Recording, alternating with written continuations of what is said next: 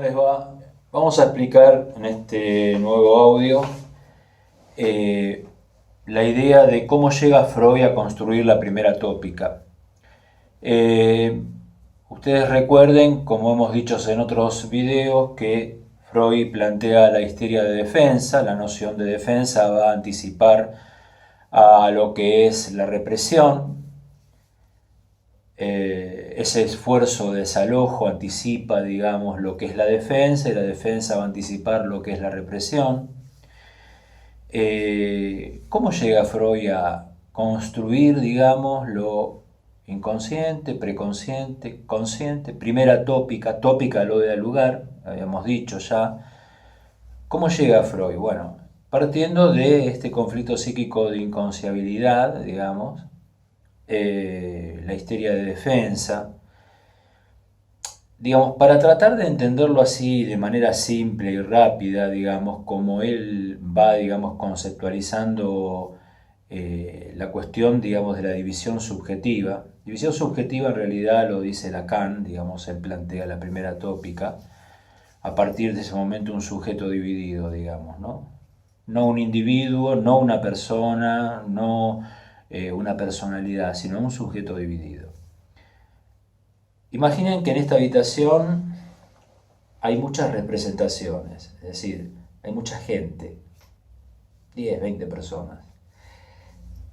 Cada una de esas personas es una representación consciente, porque esta habitación sería el lugar de lo consciente. Pero ya, digamos, complejizando un poquito más el pensamiento, digamos, el nivel de abstracción, los invito a que piensen que esta habitación no tiene ni piso, ni techo, ni paredes, ni ventanas, etc. En un momento esas representaciones, digamos, marcas, representaciones, yo en mi conciencia ahora tengo la representación de que estoy dando una charla. Bueno, es una representación que está en mi conciencia. Hay en este caso 15 o 20, que estamos lo más bien, digamos, ¿no? Estoy hablando, estoy tranquilo, dando una charla, vengo de caminar. Son representaciones conciliables dentro de mi conciencia, dentro de este consultorio, de esta habitación, que a su vez tiene y no tiene, digamos, ya hablando topológicamente, las paredes, como decía recién, etc. Estamos todos bien, digamos. Pero una de esas representaciones, en algún momento dado, empieza a molestar, como la piedrita del zapato, ¿no? Empieza a molestar. Se empieza a tornar molesta para el resto de las representaciones, digamos, ¿no? Es decir, hay una representación consciente que molesta. Piedrita del zapato. También aclaro decir, está bueno decir que la vida sin piedrita en los zapatos es un tanto aburrida, digamos. Pero bueno, digo, continuando con la idea, una de las representaciones empieza a molestar. Esa representación se empieza a tornar inconciliable con el resto. Entonces, ¿qué hacen el resto de esas 10 o 15 representaciones? La agarran, pues es una representación, todas están cargadas de afecto. Afecto se diría monto de afecto, suma de excitación, un quantum, digamos, energético. Es decir, ese quantum energético puede ser una representación que me depare placer o una representación que me depare displacer. De golpe, una piedrita en el zapato siempre depara displacer, pero en este caso yo dando clases, para mi conciencia me depara placer, digamos. Esas 10 o 15 representaciones conscientes toman a esta representación inconciliable que empezó a hacer lío dentro de la habitación consultorio, le arrancan el afecto, la expulsan hacia otro espacio, otro lugar, y ponen como una barrera, digamos, como una resistencia detrás de la puerta, de la ventana, para que esa representación inconciliable que fue a formar un grupo psíquico de otro orden, que va a ser la primera marca de lo inconsciente, a partir de la cual se van a reordenar otro montón de marcas. A partir de una primera marca se van a empezar a reordenar otro montón de marcas. Eso es lo que se llama esfuerzo de desalojo, resistencia, digamos. Esfuerzo de desalojo y resistencia. Esfuerzo de desalojo porque la mandamos a otro espacio, a otro lugar, digamos, topológico, porque recuerden que todo esto no tiene apoyatura fisiológica ni orgánica. Mandamos a otro lugar, ¿sí? Ponemos una resistencia. Pero ¿qué pasa? Esa representación inconciliable como primera marca no se queda quieta ya, digamos. Trata de algún modo de seguir, entre comillas, valga la expresión, jodiendo. Entonces, ¿qué hace? Trata de retornar, digamos, yoteando las resistencias, digamos, las censuras, por ejemplo, a través de un sueño, de un acto fallido, de un síntoma. Entonces, más o menos se va entendiendo, digamos, es decir, ya hay dos espacios psíquicos, que sería, mejor dicho, tres, que sería esa representación inconciliable que fue a formar un grupo psíquico segundo, separado, que sería la primera marca de lo inconsciente. A partir del momento, todas las huellas se van ordenando en torno a él. Hay un momento donde hay un desalojo, una resistencia y una censura, que por supuesto no son lo mismo, que eso podría ser, digamos, la pantalla, ¿no? Una suerte de pantalla para que de lo que va a ser lo inconsciente no pase tan fácilmente a la conciencia, y la habitación, consultorio, sigue siendo la conciencia. Eso es más o menos lo que uno podría decir el mecanismo psíquico, digamos, el conflicto psíquico de inconciabilidad. Pensemos que yo ya le dije lo que es una representación. La representación tiene que ver con los sentidos. Cualquier cosa que vos sientas tiene un pasaje directo a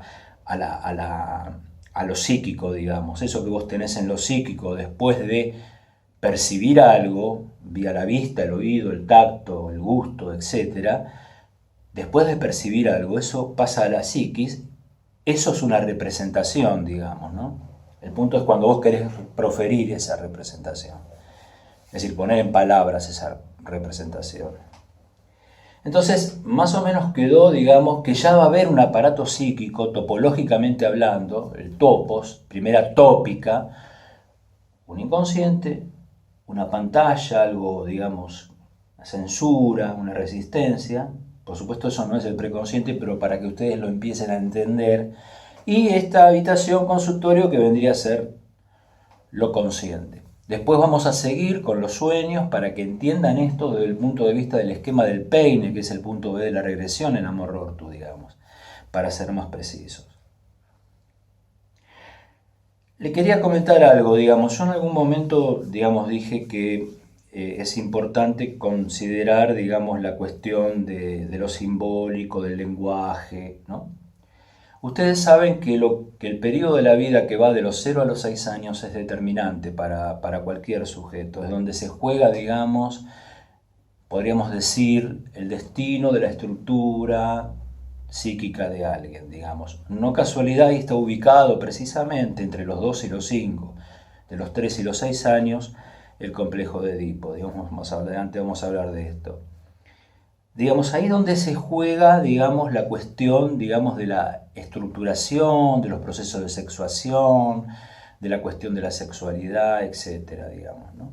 Yo el otro día les hice una pregunta, puse un ejemplo tomado de la clínica, con algunas modificaciones, un papá y una mamá que le dan todo lo mejor a los hijos, es decir, que sienten que le dieron lo mismo a los dos, ¿no? Y uno roba y se droga, y el otro es todo lo que ellos imaginaron que sea.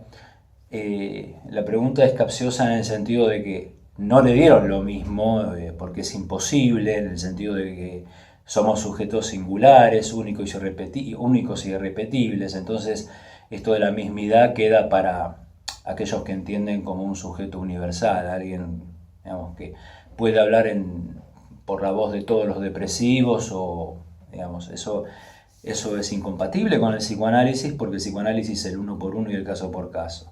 Bueno, el punto es, digamos, para tratar de entender y responder esa pregunta, es decir, ¿Qué lugar ocupan el deseo de los padres esos chicos?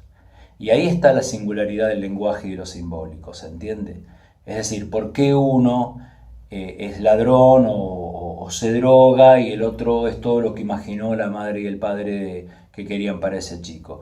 Entonces hay que ver qué lugar ocupan el deseo, ocupan el deseo de los padres ese chico, digamos. Ustedes recuerden que una cosa es soñar despierto, que sería el sueño, digamos, los sueños diurnos, es decir, yo qué sé, hoy podría decir, me gustaría estar en Cozumel, me gustaría estar en París, ¿no? Es un soñar despierto. Eso, soñar despierto, es un antecedente de la fantasía. Y la fantasía es un antecedente del fantasma. Y según, digamos, el psicoanálisis, hay fantasías primordiales, ¿no? Es decir, en función de este ejemplo que pongo de mamá y papá. Habría que preguntarse, esos chicos, ¿de qué pacto amoroso vienen? ¿De qué escena de seducción vienen, digamos, en el sentido de qué fui para el otro? ¿Y qué escena de castración es la que se jugó, digamos? ¿Cómo dejé de serlo, digamos, ¿no? En ese sentido, bueno, querías decirle más o menos estas 3 o 4 cositas que me parecen interesantes, que vienen a cuento de la sucesión lógica de estos videos. Así que les mando un saludo. Bueno, si te gustó el video dale like, suscríbete al canal y deja los comentarios.